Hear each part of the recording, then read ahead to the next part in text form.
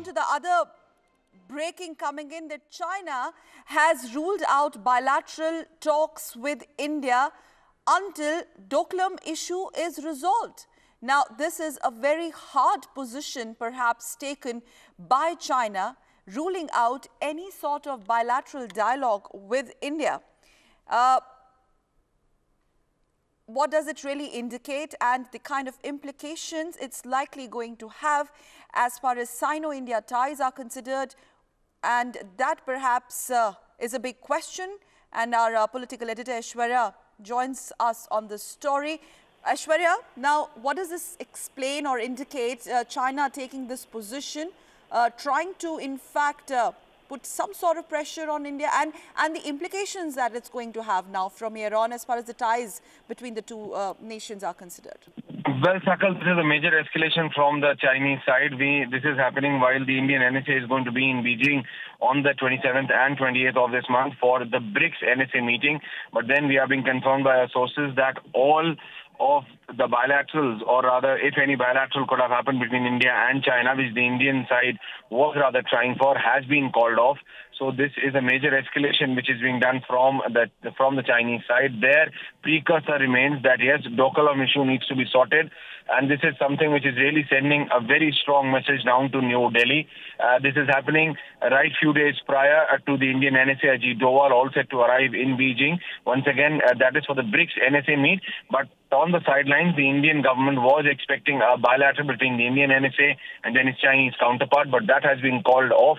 That is what we are being told by our sources, that Ajit Doval was all set to meet the state councillor, that is his counterpart, Yang Jiechi, in Beijing on the sidelines of the BRICS NSA meet. Okay. But then sources confirming that this has been called off by Beijing. This is till the Indian government makes its stand on the Doklam issue clear. So this is a major escalation which is being done by the Chinese side, and this is happening amid reports of a major military movement being done.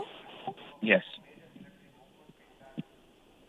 Right, Aishwarya, having said that, can we also put it this way, that this is another attempt by China to break the status quo, trying to disrupt the status quo, because that's what they have been doing when the entire Doklam issue erupted? Well, absolutely, but then China is not going to make an official stand on it. China says that the Doklam issue needs to be stated. We've learned that China is not at all keen on any dialogue until unless India withdraws troops.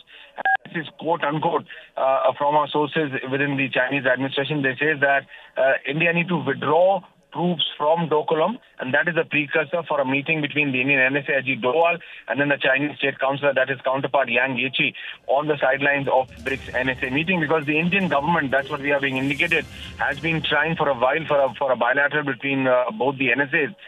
But then Chinese calling it and keeping a precursor prior to it is a major escalation from their side, and this is something which is not met with an open arm by New Delhi. Thus, we are going to see some counter from the Indian government as well. But yes, this is an adverse turn which is taken between the Indo-China relationship. Interesting to see how Indian government reacts to this.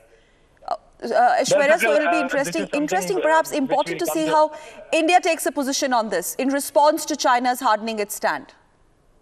That's right, but that is something which we'll come to know within the next few hours. This is a developing situation as we speak, and that is exactly why India was more than happy to send the NSA, one of the most trusted aides of the Indian Prime Minister, to Beijing on 27th and 28th, because India was hoping for a bilateral between India and China and their two major counterparts. But at the same point of time, with China putting a precursor and this whole escalation on the Doklam issue is something which is really netting the Indian side now.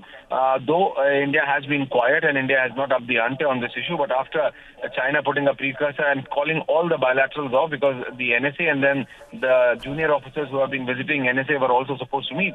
But then all of this is sending a very wrong message back to New Delhi, and this is something which is being kept a very close eye upon, and we are being told that within the next few hours a meeting is going to be called in which the External Affairs Minister, senior officials from the Prime Minister's office are going to take a final call that what needs to be the Government of India stand on it.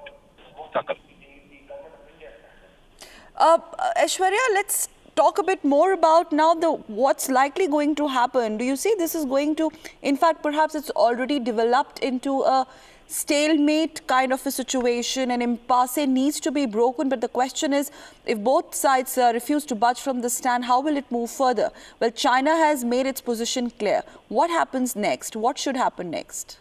Well, Sakal, that's right. China is no Pakistan, and government of India understands it. That is why that is why New Delhi is also moving with a lot of caution when we talk about Beijing, and that's exactly why the government of India had agreed, firstly, to send the Indian NSA to Beijing on 27th and 28th.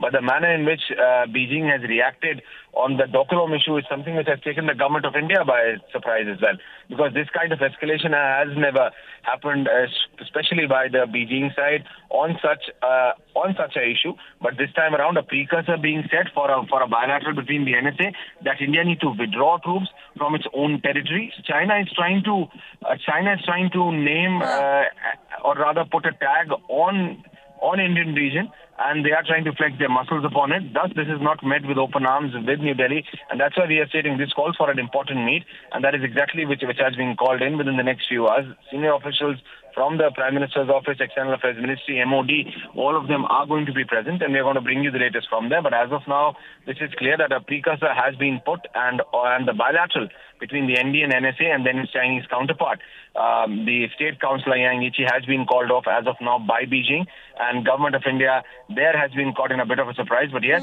their precursor is that India needs to remove or withdraw its troops from the Doklam region and completely, and that's one and only precursor for a bilateral between the Indian NSA and his Chinese counterpart during his visit for the BRICS NSA meet. Sakal. You know, yes.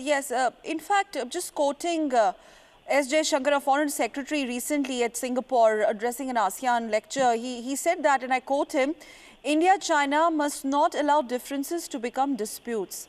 Well, that exactly explains Indian government's position on this. Although this is something which he said earlier, a few days back, on 11th of July to be more precise, Aishwarya, and now that China has taken this position, making it clear that there are no talks which are going to happen, what is now what is likely going to be the government's response? Well, Sakal, that's right. But then if I can quote the Chinese Foreign Ministry spokesperson Lu Kang, he has very specifically said that we have stated, and I'm quoting here, that we have stated many times that we hope that the Indian side will get a clear understanding of the situation and immediately take measures to completely withdraw troops that illegally cross the border back to the Indian side of the border. So that is where the government of India has a problem. Yes. But as we speak, Okay. this is the latest.